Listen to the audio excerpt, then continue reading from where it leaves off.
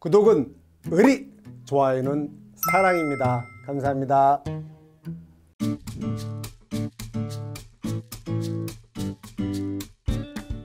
자, 이제 문제 17번 볼게요. 자, 이 경우는 갑이 자기 건물 10억짜리가 있어. 10억짜리 보험가액이죠. 보험가액에 대해서 10억짜리에 대해서 A보험회사, B보험사에 대해 이렇게 순차적으로 체결했습니다. 동일하게 순차적으로 상관없이 동시에 또는 순차적으로 각각 체결했습니다. 무슨 뜻이냐? 100원짜리인데 얘한테 10억, 얘한테 10억 각각 가입을 했습니다.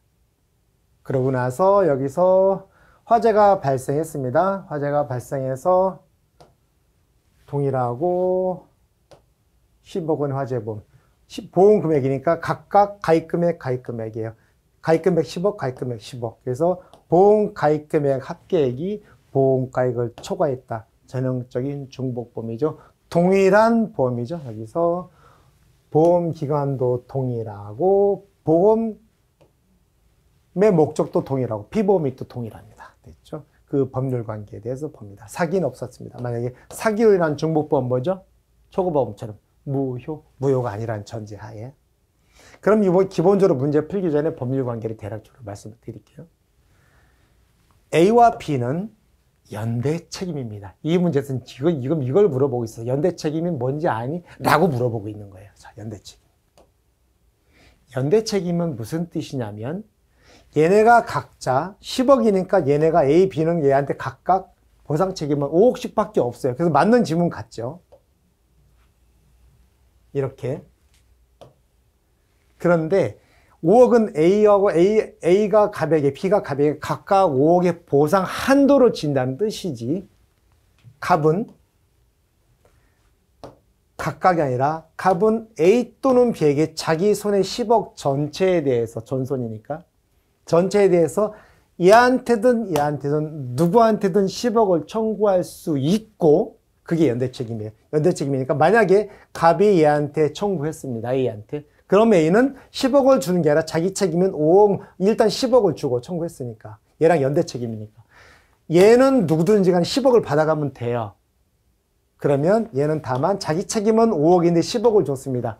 그러면 얘한테 5억을 구상권 행사하는 방식입니다. 연대 책임은 둘 중에 한 사람은 지급을 하고 나머지 연대 책임 다른 사람한테 구상권 행사하는 방식이에요. 그래서 요 지문이 지금 맞나요? 17번에 여기가 보면 지금 옳지 않은 것은 보니까 2번이 맞네요. 요 지문이에요. 그래서 요 지문이 제가 보니까 쉬운 지문은 아니었어요. 그래서 여기 갑은 AB 보험사에게 각각이 아니고 각각 5억씩 해도 돼요. 근데 행사할 수 있지만 갑은 내에서 10억을 다 청구를 하고 둘 중에 누구든 10억을 주고 5억을 청구하는 요 방식입니다. 자, 이렇게 보시면 되겠고, 색깔을 바꿔서 나머지 지문 볼게요. 나머지 지문을 여기로 볼게요. 자, 만약 갑이 사기라면 무효죠? 맞죠? 색깔이 안 바뀌었네.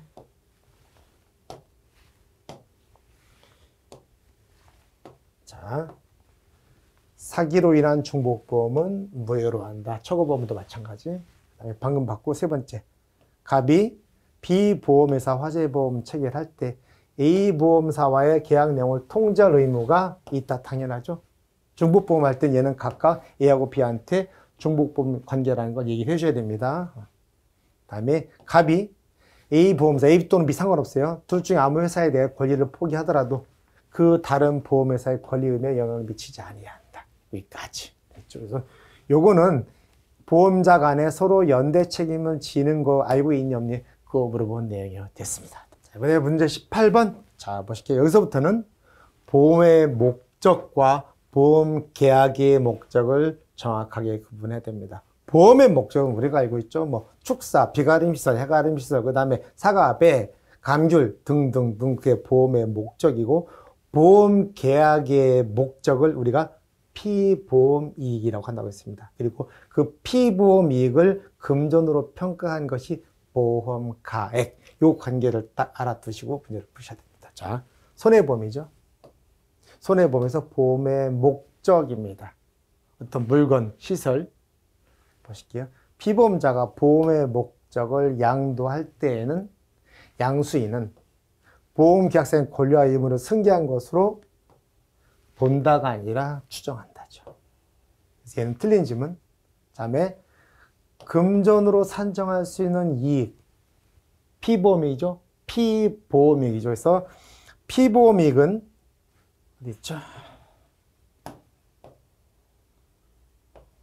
여기 있죠. 보험의 목적이 틀린 질문이죠. 보험 계약의 목적이 피보험이익이고 그 피보험이익을 금전으로 산정해서 나타낸 게 보험가액입니다. 됐을까요? 이렇게 보시면 되겠고 얘도 틀린 질문이고 다음 3번 보험의 목적에 관하여 보험 계약의 목적이 아닙니다. 보험의 목적에 관하여 보험자가 부담할 손해가 생겼습니다. 일단 보험 사고가 발생했습니다. 자, 이거죠. 3번의 지분은 여기에 보험 사고가 발생했습니다. 그럼 보험금 지급 책임이 발생한 겁니다. 그리고 나서 그 다음에는 그 후에 여기는 보상하지 않은 손해가 난 겁니다. 사고는 사고인데 여기는 면책사고입니다. 여기는 담보하는 사고고요. 이렇게 됐으면 보상 책임에 대해서 이 사고로 이제 멸실이 됐습니다. 보험의 목적이. 그럼 보험자는 야, 얘 보상하지 않는 사고로 멸실됐으니까 보험금 못 줘가 아니라 얘는 그렇다 할지라도 이미 보상하는 사고로 발생한 이거죠. 이미 생긴 손해를 보상할 책임을 면하지 못한다. 이 사고 부분에 대해서는 보상을 해주라는 얘기입니다. 보상하는 사고가 발생을 했고 이 상태에서는 전손이 되진 않은 거죠. 이 상태에서 분손이 된 겁니다. 그랬다가 마저 보상하지 않는 사고로 완전히 멸실, 전손이 된 거죠. 그러면 분손, 요것만큼은 보상해줘라 그 얘기죠. 자, 다시 한번 정리해 볼까요? 숫자로 더 정리해 볼게요. 다. 처음에 이게 100원짜리입니다. 여기 첫 번째 사고, 두 번째 사고, 얘는 분손이었습니다. 분손으로 40원만큼 손해가 났어요. 그 다음에 여기는 전손이 됐습니다. 그래서 100원이 손해가 났죠. 그래서 보상 책임을 물을 때 얘는 보상하지 않는 사고입니다. 면책전손이죠. 면책사고.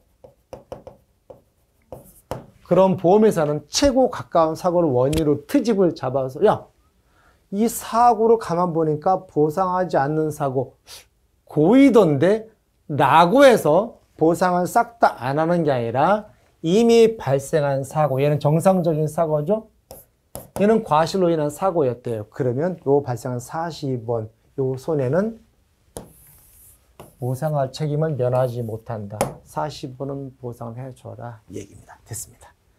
넘어가시고 다음에 4번 지분 한번 볼까요? 전형적인 법정 면책사항이죠. 여기 보험의 목적에 그 자체가 가져온 고유한 성질, 하자, 자연 소모로 인한 손해는 모든 손해보험의 공통적인 면책사항입니다. 법정 면책사항이자 약관에 모든 약관에 얘는 다 들어가 있어요. 그렇죠? 이렇게. 시간이 지날수록 색깔이 변하고 변색하고 소모되는 걸 보험회사가 무슨 수로 감당을 해요? 그러면 모든 사람들이 보험에 다 들게 해요. 저 감가를, 자연적인 감가를 보상해 준다고 하면. 그렇죠? 이렇게. 자, 이번에는 우리 손해액 산정입니다. 바로 여러분이 손해평가서 자격증을 따시면 현장에 나가서 손해액을 산정하셔야 됩니다. 손해액. 보험금은 여러분이 하시느냐, 보험금, 보험료와는 여러분이라고 전혀 상관이 없어요. 손해액 산정이 여러분이 하실 일입니다. 피해액 산정하고 피해액 산정해서 손해액을 산정해서 보고하는 겁니다. 사진 첨부하고. 자, 그러면 손해액 산정은 간단합니다. 둘 중에 하나. 이거를, 이 손해가 났는데 이거를 새 거로 할 거냐, 헌 거로 할 거냐, 둘 중에 하나 정하는 그 규정입니다. 자, 보실게요. 여기서 보험자가 발생한 손해액은 보험 계약을 체결한 때와 곳이 아니라 사고가 발생한, 손해가 발생한 때와 그 곳, 그 때와 그 장소에서의 가액으로 의한다.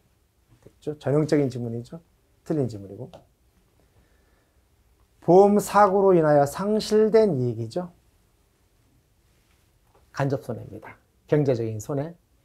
어떤 거를 사고가 나서 그 기계 시설이 고장 났습니다. 시설 가동 못하니까 매출이 못 올라갔겠죠. 그 이익의 손해, 간접 손실 그겁니다. 그 손해는 산입해야 한다가 아니라 다른 약정이 있어야 보상합니다. 다른 말로 같은 지문이겠죠. 다른 약정이 있으면 보상한다. 다른 약정이 없으면 손해액에 산입하지 아니한다. 됐죠? 그다음에 손해액 산정에 관한 비용은 계약자 부담 아니라 우리 여러분 현장 나가시지 않아요. 손해평가사 수당 그 누가 주죠? 농협손보에서 주죠. 그래서 당연히 보험자의 부담으로 한다 해서 됐고, 그다음에 원래는 당사자 간에 다른 약정이 있는 때는 그 신품가액 새거 이른바 여기다가 하나 써놓으실까요? 동의어. 여러분이 나중에 많이 보실 텐데 제조달 가액입니다. 사고가 났을 때 그 각 그대로가 아니라 사고가 났는데 야 이거 안 되겠는데 새로 바꿔낀다면 새 거로 지금 사온다면 새로 재조달한다면 사고가 발생한 때와 곳에서 이걸 새로 산다면 얼마냐? 재조달 때. 그렇게 되면은 이익이 생기겠죠. 그래서 원래는 안 하죠. 원래는 사고가 발생한 때와 곳에서 가액인데 특별히 뭘로? 당사자 약정으로. 이 약정이 주계약으로 할 수 있고 특약으로 할 수 있습니다. 그렇죠? 이번에 보통 시설 같은 경우는 대부분 해가림설은 특약으로, 비가림설도 특약, 원해시설도 특약으로. 근데 비가림설은 주계약으로 이렇게 재조달 가액으로 보상을 합니다. 2차에 가서 보시면 알아요. 자, 됐습니다. 자, 문제 20번은 약간 말장난의 성격이 강합니다. 이거는 해야 한다, 할 수 있다 이런 말장난도 좀 섞었어요. 이제 지저분해지는 거죠. 자, 보니까 여기서 자, 보험료 체납과 보상액 공제 뭔 소리냐? 보험사고가 나서 보험금을 주려고 봤더니 어라? 보험료 미납된 게 있네? 요때 오토기 할 거냐라는 겁니다.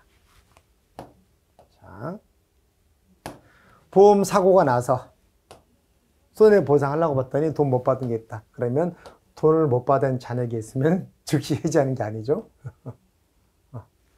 까고 준다. 자, 보실게요. 지급길이 도래했습니다. 근데 아직 못 받았어요. 공제해야 한다가 아니라 공제할 수 있다죠. 이런 말장난을 좀 섞었고요. 그 다음에 여기는 지급받지 않은 보험료 잔액이 있으면 지급길이 아직 도래하지 아니했어도 보상할 손해액에서 이를 공제할 수 있다죠. 공제해야 한다가 아닙니다. 저런 말장난 주의해 주시고, 그 다음에 여기 지급길이 도래한 보험료 잔액 지급있을 때까지 손해보상 큰일 나죠. 사고가 났는데 보험료 거절할 수도 아니죠. 그래서 주긴 빨리 줘야 돼요. 그 보험금 지급 그 일정이 있잖아요. 그대로 줘야 되는데 다만 까고 줄 수 있다. 까고 줘야 간다라 짜고 줄 수 있다라는 뜻입니다. 됐죠? 법에서 강제적으로 까고 줘야만 한다. 이건 아닙니다. 자, 됐습니다. 그래서 이런 말장난도 섞여 있다는 거. 자, 이번에 우리 680조 손해방지 의무죠. 한번 전문 한번 보고 올까요? 자, 손해방지 의무. 손해방지 의무자는 계약자, 피보험자, 수익자 왜 없어요? 손해보험이니까. 그래서 계약자, 피보험자는 노력해야 된다. 이를 위하여 필요비, 유익비, 이른바 필요비, 유익비는 이 비용하고 보상액이, 이 보상액이 뭐냐면 우리 보험금 지급 규정이 있습니다. 여러분이 가서 2차 열심히 여기다 보험금 규정에서 계산하는 그 금액하고 얘하고 더했습니다. 더했더니 보험 가입 금액을 초과했어요. 그래도 보상한다. 중요한 규정입니다. 아마 2차에서 이거 열심히 암기하실 거예요. 중요한 내용 2차에서도 됐고. 자, 천천히 할게요.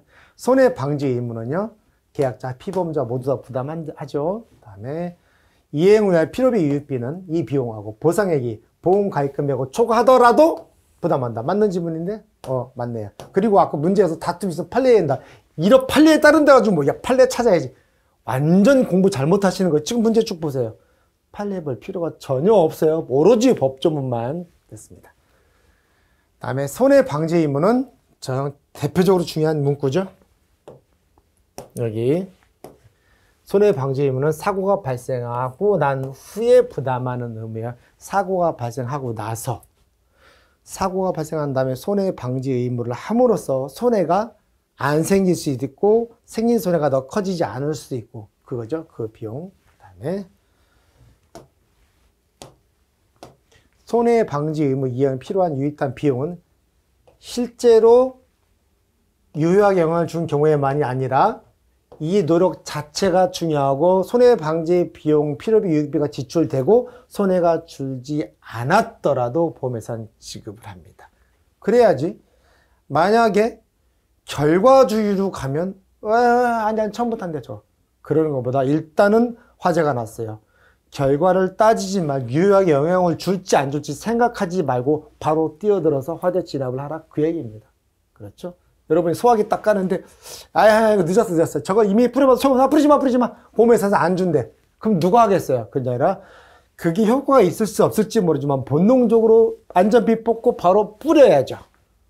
또는 이제 사람 인사사고가 있다. 그러면 내가 쟤를 구하면은 이게 효과가 있을까 없을까? 이런 생각하지 말라는 겁니다. 사고가 발생하면 손해 방지를 위해서 손해 방지 예방 확대 줄이기 위해서 무조건 뒤들어라. 결과를 따지지 마라 그 얘기입니다. 영향을 준 경우에만이 아니라 결과와 상관없이 그 지출한 그 비용 자체를 보상한다. 됐죠? 당연하죠. 이제 문제 22번은 잔존물 대위네요. 자, 단골 메뉴죠. 자, 보험자 대위는 두 가지가 있습니다. 하나는 지금 보시는 잔존물 대위, 보험 목적물에 대한 잔존물 대위, 그 다음에 3자에 대한 청구권 대위죠. 지금은 잔존물 대위를 물어보고 있어요. 두 가지를 나눠서 하셔야 돼요. 잔존물 대위 옳지 않은 거. 자, 잔존물 대위는 전부 멸실, 전부 지급 기본 조건이죠. 전부 멸실된 경우에 보험자 대위가 인정된다. 맞죠? 그리고 전부 지급입니다. 전부 멸실, 전부 지급이 보험자 대위의 기본 조건이고 이렇게 되면 보험 잔존물 대위가 됐죠. 그러면 계약자는 저 잔존물을 임의로 처분할 수 없어요. 이미 내게 아닙니다. 그래서 별다른 보험료 등기 이런 아무런 별다른 어떤 행동이나 절차 없이 바로 보험회사가 보험계약자한테 전부를 지급한 그때 자동적으로 보험자 대위권이 생기기 때문에 얘를 함부로 처분할 수가 없습니다. 맞는 질문이죠. 그 다음에 일부 보험의 경우에는 잔존물 대위가 인정되지 않는 게 아니라 잔존물 대위는 이미 성립이 됐고 다만 그 지급액이 비례보상한다는 거죠. 그래서 자, 전부 멸실 전부 지급했어요. 보험자 대위는 성립이 됐습니다. 잔존물 대위는 성립이 됐고 이제 얼마를 줄게 합니다. 그러면 그 목적에 대한 피보험자 권리를 취득하죠. 그러나 보험가액의 일부를 보험에 붙인 경우, 즉 일부 보험이죠. 보험 금액 나누기 보험 가액이 100%가 안 될 경우, 일부 보험의 경우에는 보험자가 취득할 권리는 이렇게 이 비율, 이른바 부보 비율대로 정한다라고 되어 있습니다. 됐죠? 이렇게 되어 있고, 그 다음 4번 보면 이렇게 보험자 대위는 잔존물 권리는 물권 변동 절차 없이 바로 이전된다. 여러분, 우리가 물권 변동 절차가 뭐죠? 등기 치는 게 물권 변동. 여러분, 부동산 사고 볼 때 등기 쳐야죠. 그런 절차 없이 간다. 그 얘기입니다. 자, 별도의 등기나 어떤 통지 이런 거 필요 없습니다. 이제 문제 23번이야.